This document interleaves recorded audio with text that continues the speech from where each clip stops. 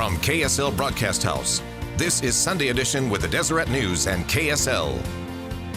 Good morning. Welcome to Sunday Edition. I'm Dave McCann. Our focus this morning is the need for peace both in this country and around the world. As a country, we're grappling with the evils of white supremacist attitudes, and globally, we're also in the middle of a standoff over nuclear weapons with North Korea. We're going to discuss both of those topics this morning. First, we turn our attention to India, where the World Peace Prize has been awarded to Elder D. Todd Christofferson on behalf of the Church of Jesus Christ of Latter-day Saints.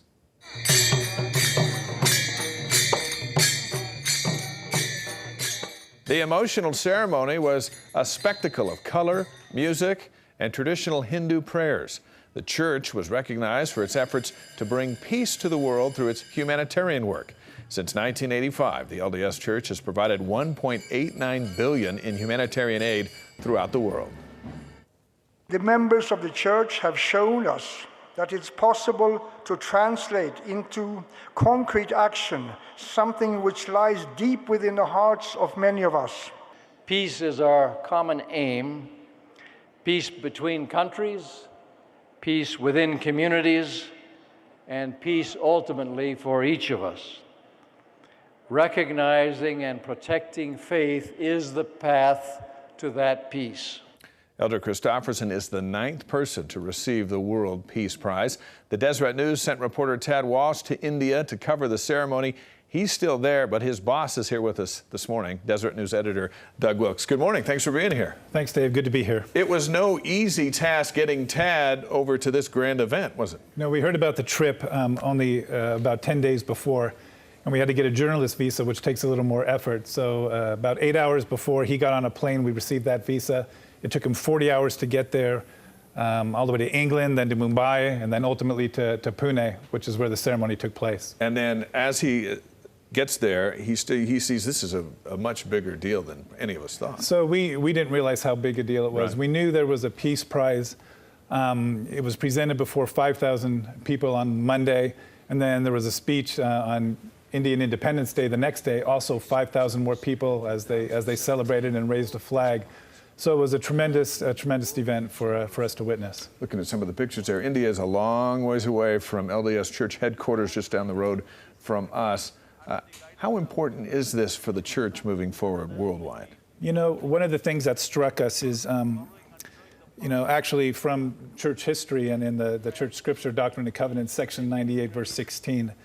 And it talks about renounce war and proclaim peace. Right. So the church has been pushing peace ever since its inception. And it's Elder Christofferson going there and taking this message at a time of, obviously, unrest around the world. Well, especially in India. They've got their own conflicts going on, not terribly different from the ones we have here, but India is concerned about India #1, and this is a big deal to them. The Prime Minister, Narendra Modi, has done a lot to clean up the country. He's taken on many, many initiatives. They have specific goals to 2018.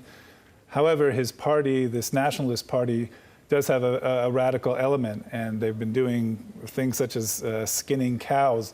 Some think it's a red herring in as much as there's been attacks on Muslims as well, and it's been very difficult in the country. So as they deal with that over there, we've got our own set of issues going on over here, especially in the last week and a half with white supremacists and the uprising in Charlottesville and all of the aftermath and the fallout from that point, and that has brought the church back into the forefront a little bit as they've released 2 statements about where they stand when it comes to white supremacy in this country.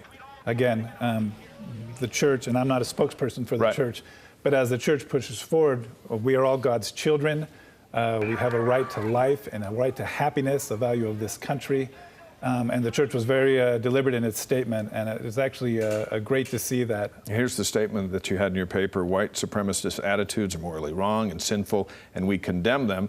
Church members who promote or pursue a white culture or white supremacy agenda are not in harmony with the teachings of the church.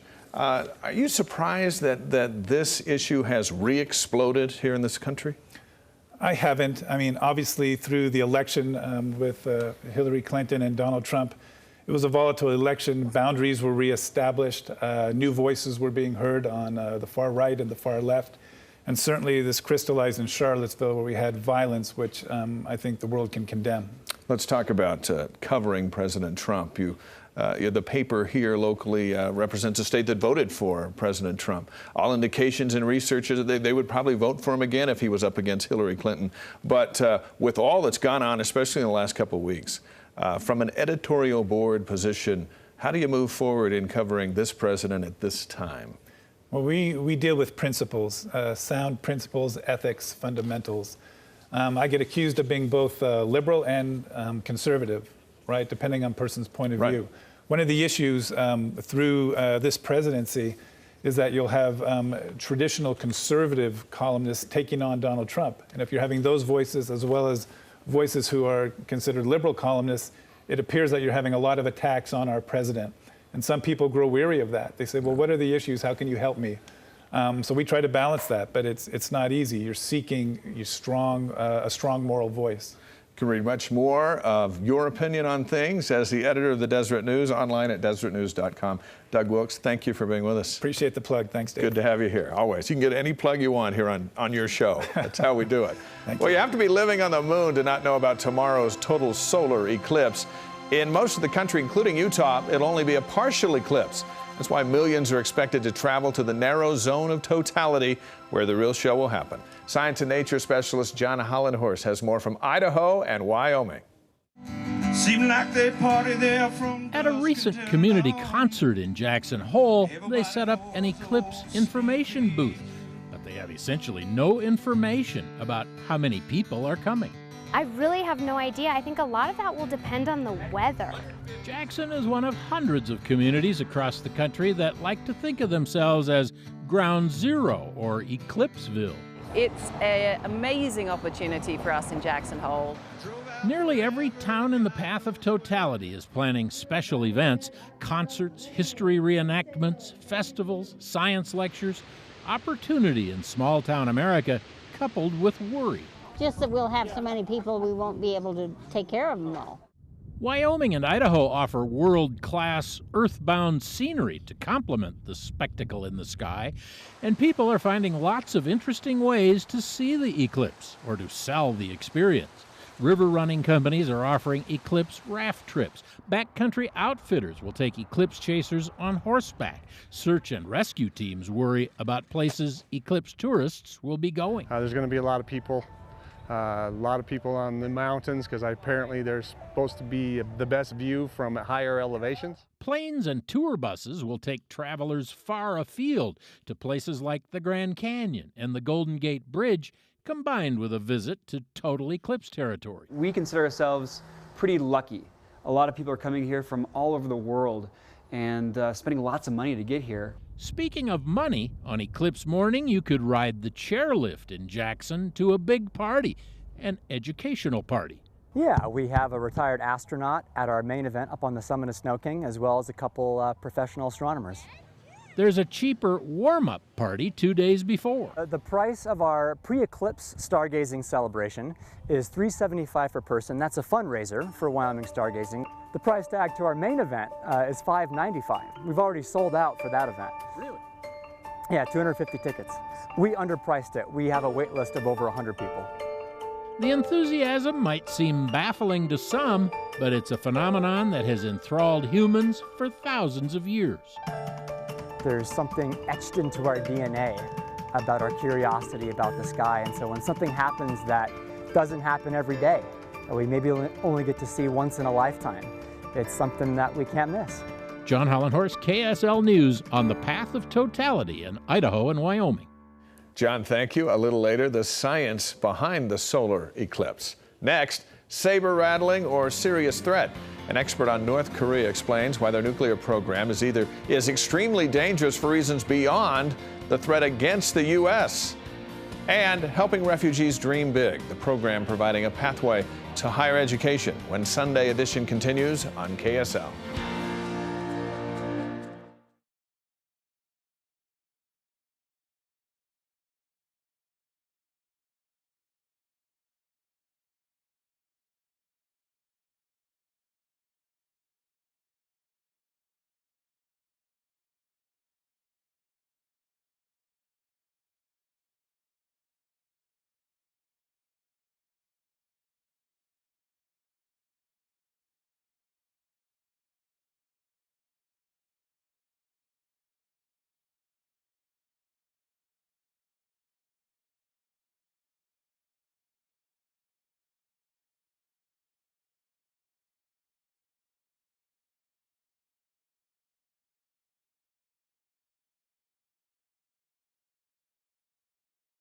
long before that even happens, which would be this fall, wouldn't it? Yeah, you'd have to start moving now if you're going to do that. If you were going to do a strike to eliminate their capabilities, you certainly wouldn't do it before, in January.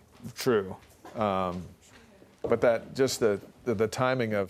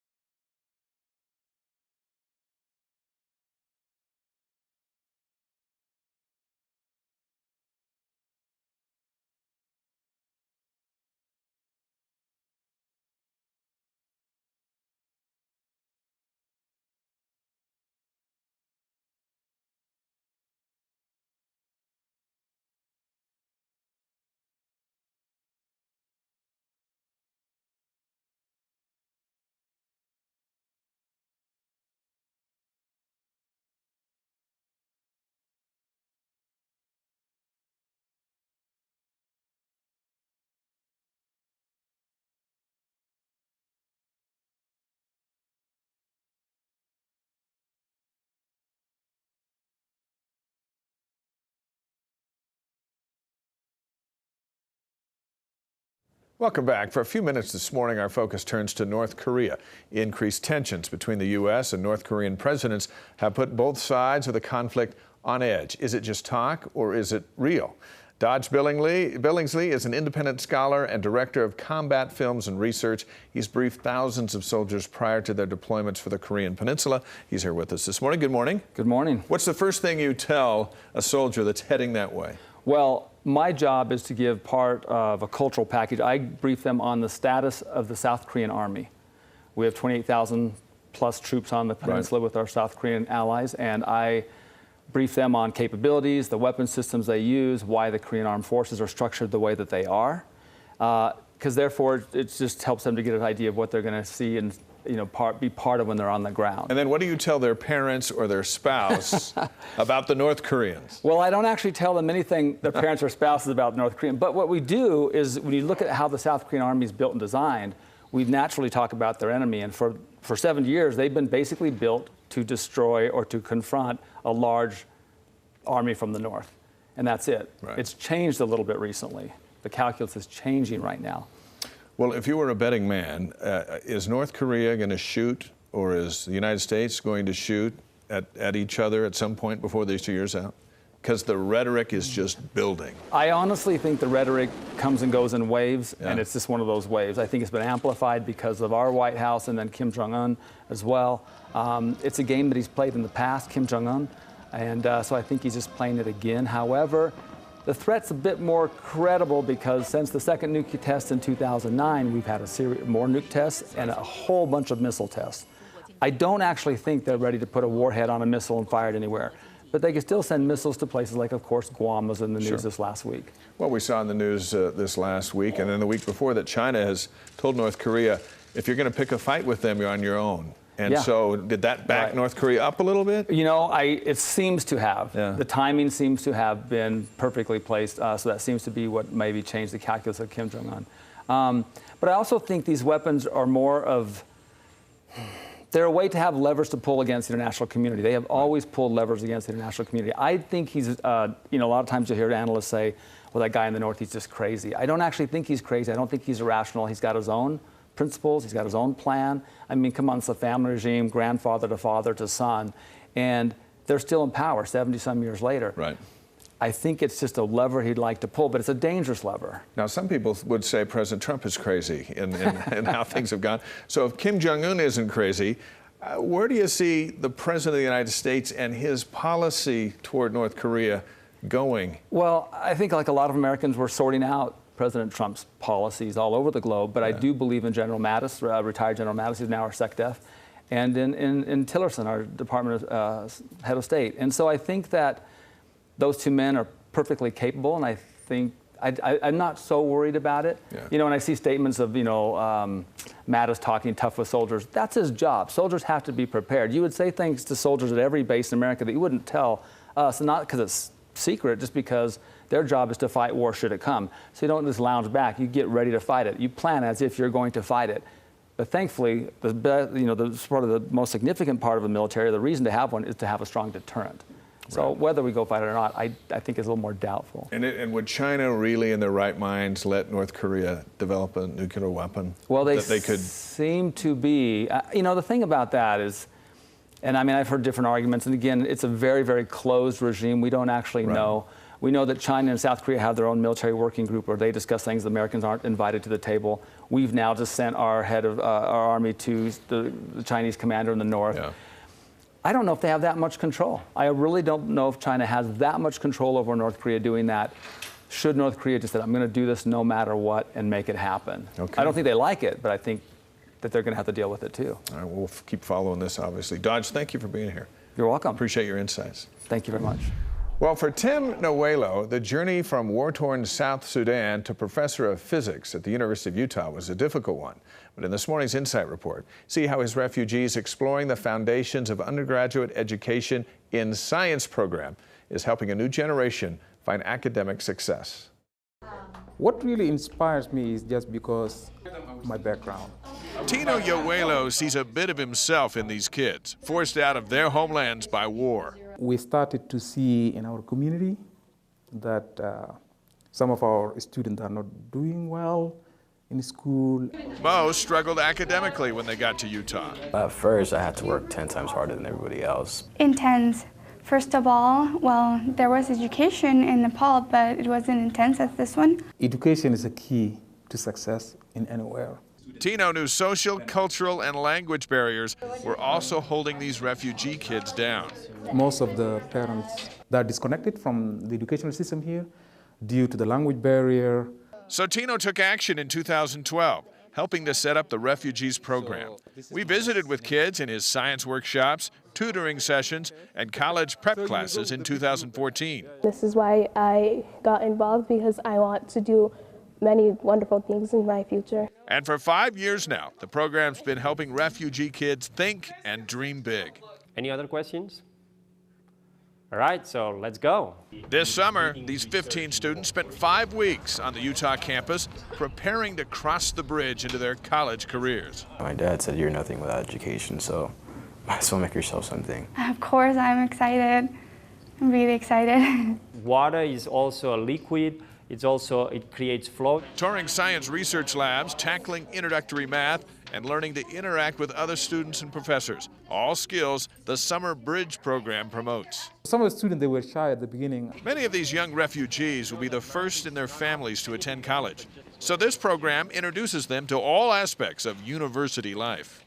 This gives me a really good field on what to do, where to go, where can I find resources. You need to get your stuff done, and that's the difficult aspect of being a college student, just being responsible with your time.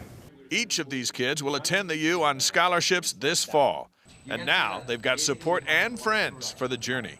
Lifelong friends that I met, and I know I will be friends with them throughout the college years. It is a very rewarding experience for me to see that you are helping somebody to succeed in something in life. Outstanding. Students wrapped up the Summer Bridge program earlier this month. They'll begin their freshman year at the U on Monday. Next, a remnant of the Wild West.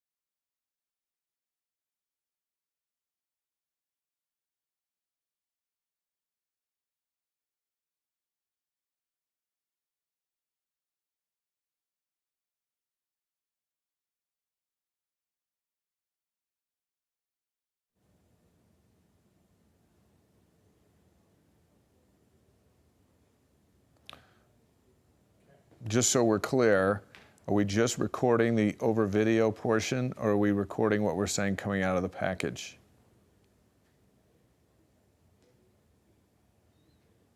I think we're just recording over the video portion of the tease, correct? I think, yeah, they're having everything from the tag. Is that going to be an easier edit?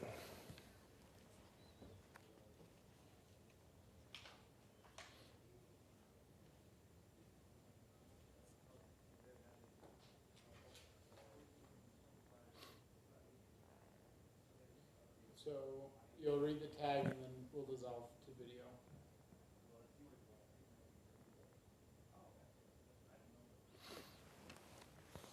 Whenever you're ready.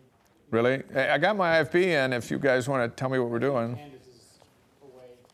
Where'd she go? I don't know. Okay. So you can just count yourself in. Okay. All right. You want me to give you a 3, 2, 1? Yeah. Okay. 3, 2, 1. Students wrapped up the Summer Bridge program earlier this month and will begin their freshman year at the U on Monday. Next, the fascination behind the moon blocking the sun. A look at the science behind tomorrow's solar eclipse when Sunday Edition continues on KSL.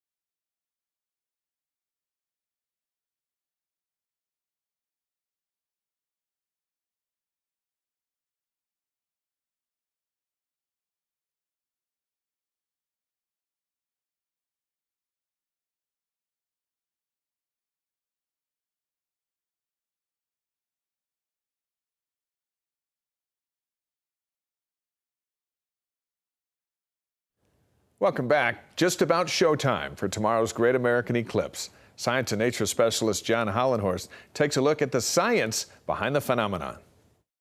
In a total solar eclipse, the moon moves in front of the sun and briefly snatches it away from us. It's just so miraculous. You can't really describe it. It tends to give people a sense of wonder. We look to the sky for answers for all the questions that we have here on Earth.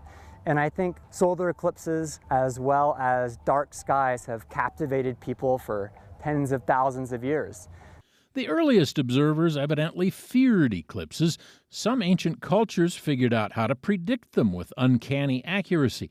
Socrates warned Greeks they could injure their eyes by staring at the sun during an eclipse. In 1504, Christopher Columbus used his knowledge of an upcoming lunar eclipse to scare a tribe in Jamaica. He said God would take away the moon if they didn't provide food. They saw the eclipse, trembled, and agreed to supply Columbus's expedition. Scientists have traveled to eclipses for generations. In 1878, Thomas Edison traveled to Wyoming for an eclipse, and a number of scientists climbed Pikes Peak in Colorado. Scientific tools still are trained on nearly every solar eclipse. There's high-altitude balloons, there's chains of cameras, there's orbiting spacecraft. Seth Jarvis of Clark Planetarium.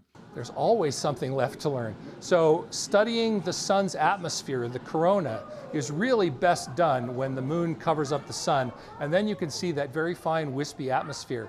On August 21st, Julia Kamenetsky of Westminster College will lead one of 68 teams that will try to film a full 90 minutes of totality as the moon's shadow sweeps across the country. The unique part of the eclipse that we're going to be studying in the Citizen Kate experiment is the solar corona, and it's really only visible during a total eclipse.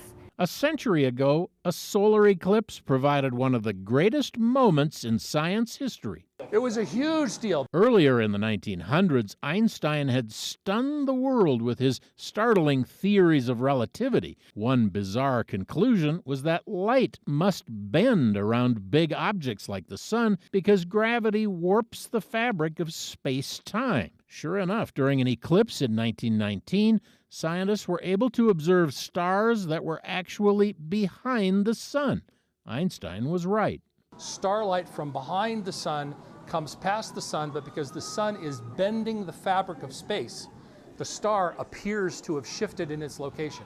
Now, thanks to our modern mobility, almost anyone has a shot at seeing a total eclipse someday.